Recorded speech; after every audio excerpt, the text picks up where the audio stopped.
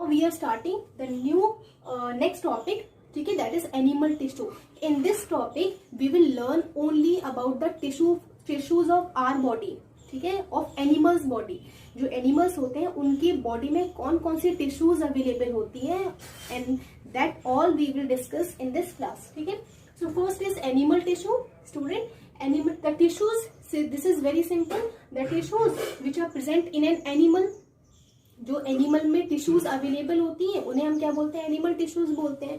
जो आपकी पूरी बॉडी होती है, जो पूरी बॉडी आपकी है, ये पूरी जो स्किन है, आपकी ऑर्गन्स की जो पूरी सेल्स होती हैं, वो सभी क्या होती हैं, वो टिश्यूज होती हैं. आपकी पूरी बॉडी के ऑर्गन्स हो गए, आपकी स्किन हो गई, जितने भी पार्ट्स हैं वो सभी किन चीजों से मिलके बने होते हैं, टिश्यूज से मिलके बने होते हैं. So student, basically there are 4 type. How many type of animal tissues?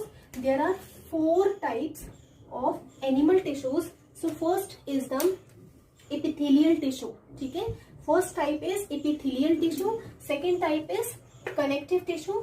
Third type is muscular tissue, and the fourth type is nervous tissue. Now, by the name also you can easily guess the meaning of these terms. See, first is epithelial tissue. So epithelial, just recall the thing. In the plant tissue we have seen epithelial tissues means the thing which is just providing protection, ठीक है. Second is बेटा connective tissue. सो connective, name आप पता कर सकते हो name से, connective means which is connecting something. ये क्या कर रही है, कनेक्ट करने का काम कर रही है. आप किसको कनेक्ट कर रही है? तो this connective tissue it connects many parts of our body. हमारी बॉडी के डिफरेंट जो पार्ट्स होते हैं उनको क्या करती है, कनेक्ट करने का काम करती है. इसके बारे में हम डिटेल में पढ़ेंगे, मैं आपको बताऊंगी. एक सिंपल एग्जांपल अभी मैं बता दे रही हूँ कनेक्टिव का, दैट इज ब्लड, ठीक है. So blood is also a connective tissue. अब ब्लड आपके दिमाग में आ रहा होगा कि ब्लड कैसे कनेक्ट कर रहा है हमारे डिफरेंट पार्ट्स को. सो स्टूडेंट, ब्लड एक ऐसा कनेक्टिव टिश्यू है which is connecting our respiratory system as well as our digestive system. Okay, blood is a connective tissue which is connecting our respiratory system as well as our digestive system. I think you all know about the respiratory, the thing which is I am doing, inhaling, the breathing process, ठीक है. जो हमारी body में सांस हम ले रहे हैं, तो सांस लेने के लिए हमारे बॉडी के अंदर एक लंग्स अवेलेबल होते हैं, ठीक है. और हमारा जो खाना होता है उसको डाइजेस्ट करने के लिए पूरा सिस्टम होता है, that is digestive system. So blood आपके कैसे कनेक्ट करेगा? सो बेटा, the blood it takes the oxygen from the lungs, ठीक है. It also takes the food material, absorb food material from the digestive system, ठीक है. And it transports the things to the respective cells and tissues. ये आप अपने दिमाग में रखो कि जो ब्लड है आपके लंग्स के पास जाएगा ब्लड, और वहां से ऑक्सीजन को लेगा, एब्जॉर्ब करेगा, और आपके डाइजेस्टिव सिस्टम इंटेस्टाइन में जाके आपका जो ब्लड है वो वहां से ग्लूकोज लेगा, that is the absorbed food, ठीक है. और ये क्या करेगा, दोनों को अलग अलग जो सेल्स हैं, हेड की सेल्स हो गई, आर्म्स की सेल्स हो गई, लेग की सेल्स हो गई, यहाँ पे इसको क्या करेगा, ट्रांसफर कर देगा. So that's why this is connective, ठीक है, जो कनेक्ट कर रही है दो या दो से ज्यादा सिस्टम्स को. Understood? Third is a muscular means muscle. हम लोग बोलते हैं I am just building my muscles, मैं मसल्स बना रहे हैं, ठीक है, आपने सुना होगा ये चीज. तो मसल्स मतलब this muscles, this fatty, this is muscle contraction. जो हम लोग हाथ हिला रहे हैं, हम लोग कोई भी पार्ट्स को मूव कर रहे हैं, that's all because of the muscles की वजह से. मैं अपना हैंड मूव कर रही हूँ तो अंदर हड्डी है, बोन है, और ऊपर से ये पूरा मांस है, मसल्स है, ठीक है. So these are muscular. Fourth one is a nervous is totally related to the head, the brain.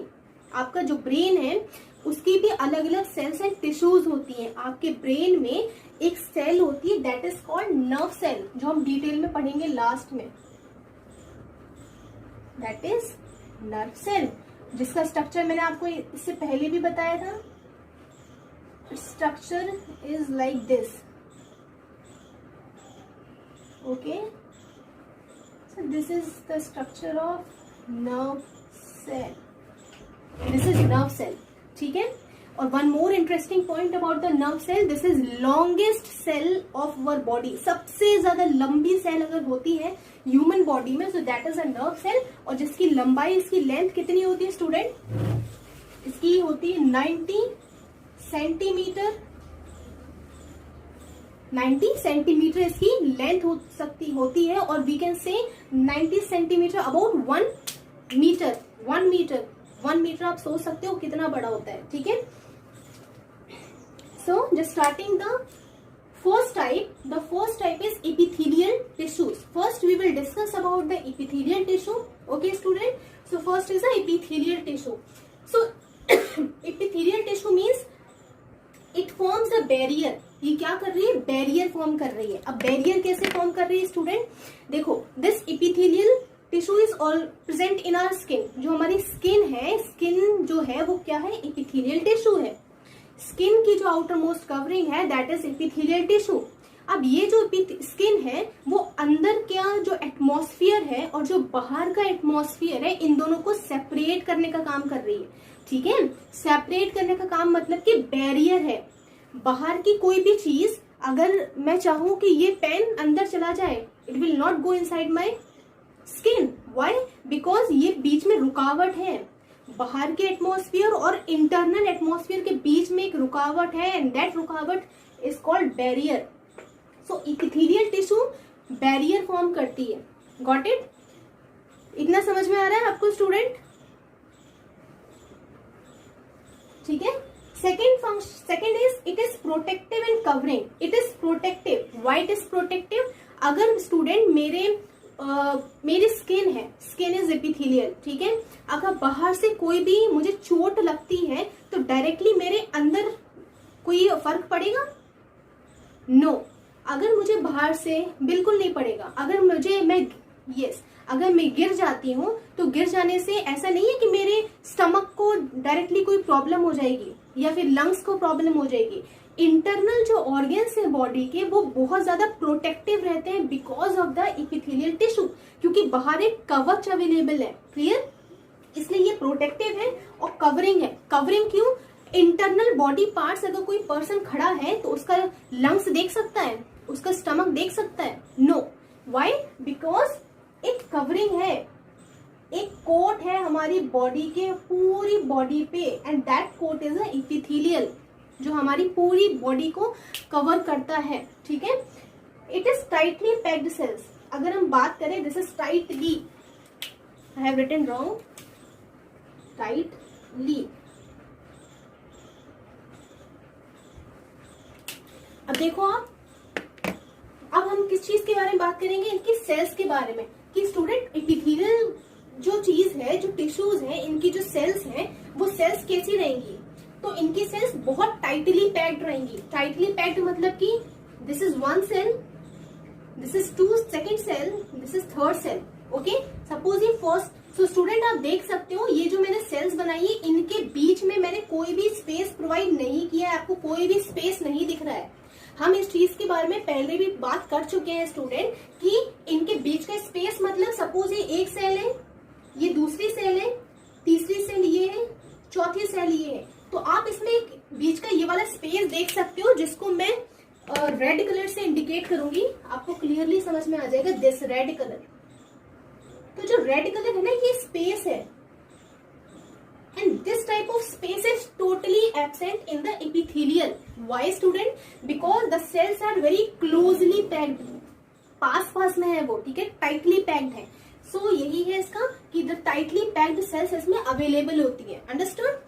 Next is no intercellular spaces present. This is obvious. अगर सेल्स बहुत टाइटली पैक्ड है, पास में है, क्लोज एसोसिएशन में है, तो obviously इनके बीच का जो स्पेस है वो होगा ही नहीं, ठीक है।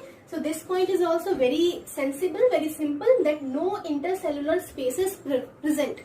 Now next is what is the location of these cells? अब ये जो cells होती कहाँ पे? So these cells are present in the lining of the mouth. देखो माउथ है आपका, this is my mouth, this is my mouth. तो माउथ के अंदर पूरी जो लाइनिंग है, अंदर एक बाहर की जो कवरिंग अवेलेबल होती है पूरे माउथ में, दैट इज एपिथेलियल, ठीक है। ब्लड वेसल्स आपके अंदर जो बॉडी दे, मेरी बॉडी में आप देख सकते हो ये ग्रीन कलर की आपको दिख रही होंगी, रेड कलर की आपको अभी नहीं दिखेंगी, क्योंकि रेड कलर की जो ट्यूब्स होती हैं वो थोड़ा नीचे रहती है लोकेटेड, वो इजिली आपको नहीं दिखेंगी, ठीक है। But we can easily see the these green colour की जो आपको दिख रही है, ये क्या है, दीज आर ब्लड वेसल्स, इनके अंदर ब्लड फ्लो कर रहा है। अब स्टूडेंट ये जो ब्लड वेसल्स है ग्रीन कलर की, आप आपके हैंड में भी ऑब्जर्व कर सकते हो, आपके लेग्स में भी रहेंगी, हर जगह में ही रहती है। तो ये जो ब्लड वेसल्स है, इनकी ऊपर की जो कवरिंग है दैट इज एपिथेलियल टिश्यू, ठीक है, एपिथेलियल जो रहती है। Next is lung alveoli. अब लंग एल्वियोली क्या होता है, मैं आपको बताती हूँ व्हाट इज लंग एल्वियोली। आप सभी अवेयर हो लंग वर्ड से, लंग जो है आपका, ठीक है, बता दे रही हूं मैं आपको, दिस इज योर लंग,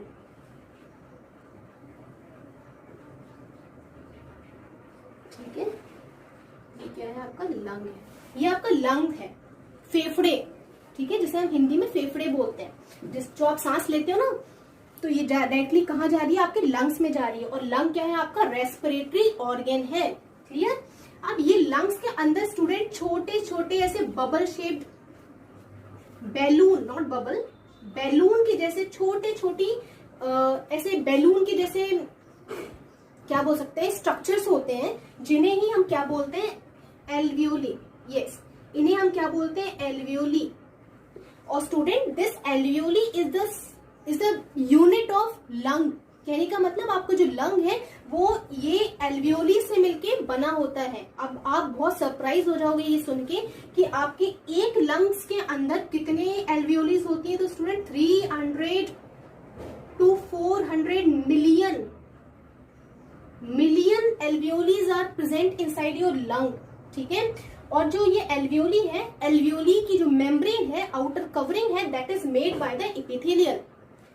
आपके जितने भी बॉडी पार्ट्स हैं, जितने भी ऑर्गन्स है बॉडी, वो सभी की आउटर कवरिंग आपकी एपिथेलियल से ही बनी होगी। तो जो मैंने लिखा है ना यहाँ पे lung alveoli, so lung alveoli is nothing, it's a unit of lung, clear. Next is kidney tubules. Kidney tubules क्या होती हैं, ये भी आपको बताती हूँ मैं।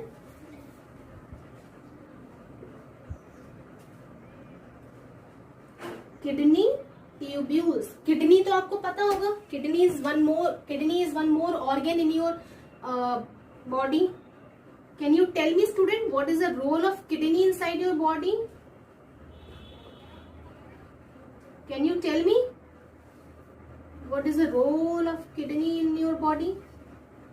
This is kidney. Kidney is mainly for the purification of the blood, student, ठीक है। ये जो किडनी है, किडनी की आपको ट्यूब्स दिख रही है, ये वाली ट्यूब्स, ये ट्यूब है, यहाँ से एक और ट्यूब होती है जो आपकी यूरिनरी ब्लैडर में कनेक्टेड होती है, यूरिनरी ब्लैडर में कनेक्टेड होती है, ये यूरिनरी ओपनिंग है।